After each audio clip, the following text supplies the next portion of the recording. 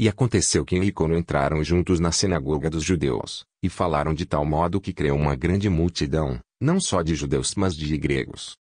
Mas os judeus incrédulos incitaram e irritaram, contra os irmãos, os ânimos dos gentios.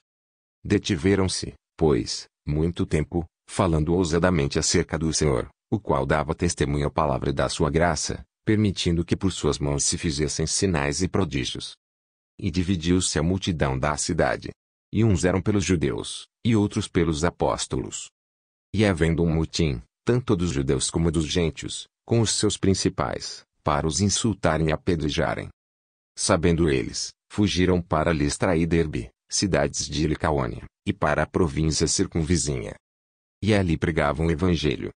E estava assentado em Listra certo homem leso dos pés, coxo desde o ventre de sua mãe, o qual nunca tinha andado.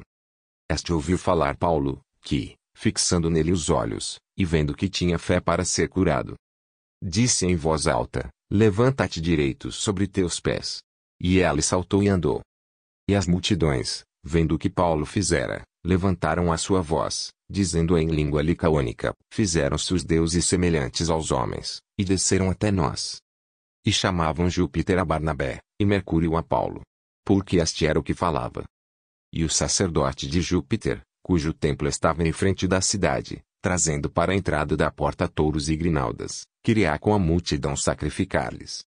Ouvindo, porém, isto os apóstolos Barnabé e Paulo, rasgaram as suas vestes, e saltaram para o meio da multidão, clamando e dizendo: Senhores, por que fazeis essas coisas? Nós também somos homens como vós, sujeitos às mesmas paixões, e vos anunciamos que vos convertais dessas vaidades ao Deus vivo, que fez o céu, e a terra, o mar, e tudo quanto há neles. O qual nos tempos passados deixou andar todas as nações em seus próprios caminhos. E contudo, não se deixou a si mesmo sem testemunho, beneficiando-vos lá do céu, dando-vos chuvas e tempos frutíferos, enchendo de mantimento e de alegria os vossos corações. E, dizendo isto, com dificuldade impediram que as multidões lhes sacrificassem. Sobrevieram, porém, uns judeus de Antioquia e de Icônio que, tendo convencido a multidão, apedrejaram a Paulo e o arrastaram para fora da cidade, cuidando que estava morto. Mas, rodeando os discípulos, levantou-se, e entrou na cidade, e no dia seguinte saiu com Barnabé para Derbe. E, tendo anunciado o evangelho naquela cidade e feito muitos discípulos, voltaram para Listra, e Icônio e Antioquia, confirmando os ânimos dos discípulos, exortando-os a permanecer na fé, pois que por muitas tribulações nos importa entrar no reino de Deus. E, havendo-lhes, por comum consentimento, eleito anciãos em cada igreja, orando com jejuns, os encomendaram ao Senhor em quem haviam crido.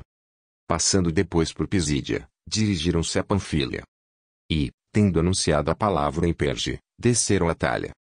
E dali navegaram para Antioquia, de onde tinham sido encomendados à graça de Deus para a obra que já haviam cumprido.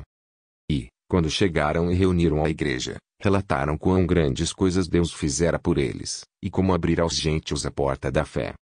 E ficaram ali não pouco tempo com os discípulos.